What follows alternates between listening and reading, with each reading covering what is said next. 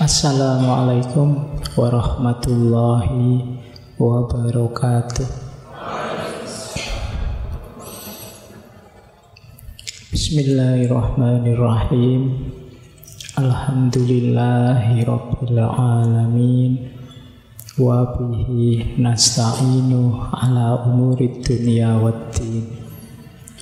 Allahumma sholli wa sallim wa barik ala habibina wa syafi'ina sayyidina wa maulana Muhammadin wa ala alihi wa ashabihi wa man tabi'ahum bi ihsanin ila yaumiddin. Amma ba'du. Bismillah. Mari kita lanjut lagi ngaji kita, belajar bersama kita setiap malam Kamis. Jadi ada beberapa jenis pengelolaan negara. Nanti ada yang dikategorikan good, ada yang dikategorikan bad, jelek oleh Aristoteles. Dan itu berhubungan dengan jumlah yang mengelola dan juga konstitusinya. Jadi, ada negara itu jenis monarki, ada jenis aristokrasi, ada jenis demokrasi. Nah, ini tiga yang pertama yang bagus. Ada jenis tirani, ada oligarki, ada demokrasi yang jenisnya agak anarkis, mob rule. Nah, monarki sebenarnya baik-baik saja sih. Tapi kalau monarki ini berubah jadi tirani, baru tidak baik-baik saja. Monarki itu diatur, dipimpin oleh satu orang. Ini masih mungkin saja kok kalau rajanya luar biasa. Kalau rajanya orang yang sangat adil, orang yang sangat berakhlak, orang yang sangat peduli, orang yang rela berkorban untuk masyarakatnya, kenapa tidak monarki?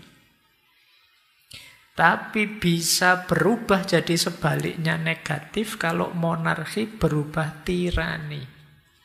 Kalau tirani kebalikannya, tirani itu rule for the one, memerintah untuk kepentingan satu orang. Jadi kalau monarki yang baik tadi, satu orang mimpin untuk kepentingan semua. Kalau tirani itu semua diarahkan untuk kepentingan satu orang. Nah, itu namanya tirani. Kalau tirani negatif, bad government. Jadi kalau tiga yang kiri itu silahkan saja melihat situasi dijalankan yang mana, maunya Aristoteles begitu. Tapi jangan tiga yang kanan. Tiga yang kanan negatif. Nanti ada aristokrasi. Kalau aristokrasi ini dipimpin oleh sekelompok orang atau beberapa orang pilihan terbaik. Oh, ini kita ambil orang yang kaya-kaya sajalah. Biar nanti kalau memimpin negara tidak mikiri menguras kekayaan, dia sendiri sudah kaya, justru ingin berbagi misalnya. Oh, kita ambil yang profesor-profesor saja. Oh, kita ambil yang punya kompetensi ini, itu boleh. Ini namanya aristokrasi. Kadang-kadang ya diambil dari zaman dulu ada bangsawan-bangsawan yang punya kapasitas misalnya.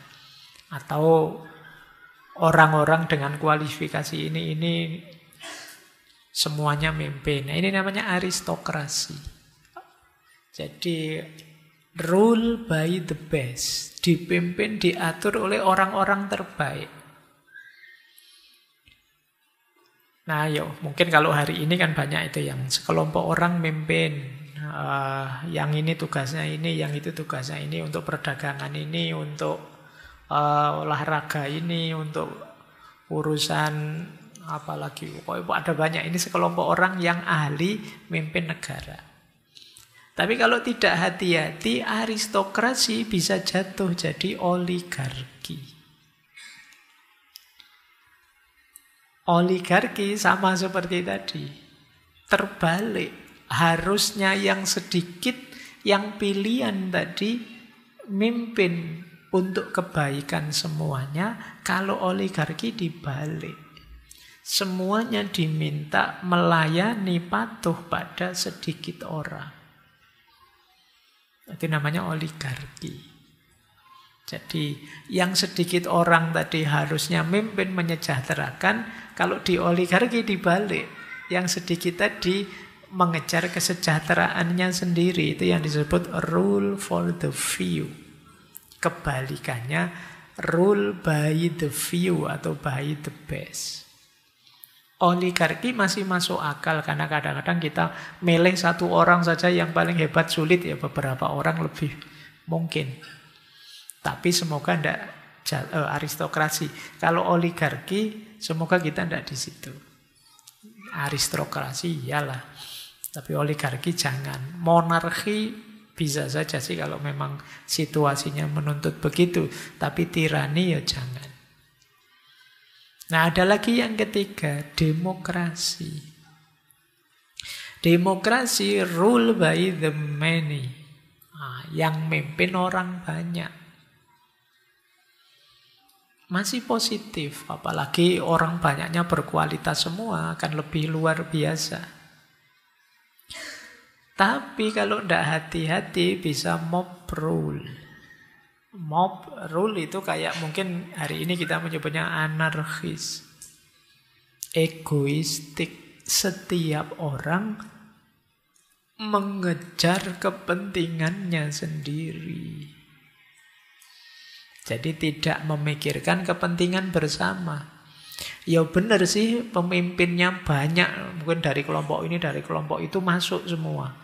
Tapi terus masing-masing yang masuk ini memikirkan dirinya sendiri atau kelompoknya sendiri. Tidak mikir yang lain. Ini yang disebut mob rule. Demokratis sih cara milihnya. Tapi dalam prakteknya masing-masing egois dengan kelompoknya sendiri, dengan dirinya sendiri, keuntungannya sendiri. Nah kalau yang ini negatif. Dipimpin orang banyak tidak masalah. Tapi kalau setiap yang mimpin yang banyak tadi hanya mengejar kepentingannya sendiri, tidak peduli tujuan cita-cita bersama, baru masalah. Dipimpin sedikit orang terbaik, tidak masalah. Tapi kalau sedikit orang tadi hanya mencari kepentingannya sendiri, yang lain diperalat semua, oligarki masalah. Dipimpin satu orang tidak masalah. Tapi kalau satu orang ini berubah jadi tiran, masalah. Jadi inilah cara Aristoteles membaca jenis-jenis government. Ada yang baik-baik saja, 3 yang kiri. Ada yang tidak baik-baik saja, 3 yang kanan. Kiri kanannya benar ya, saya tuh khawatir yang warna merah itulah nih, karena kiriku sama kiri kalian beda.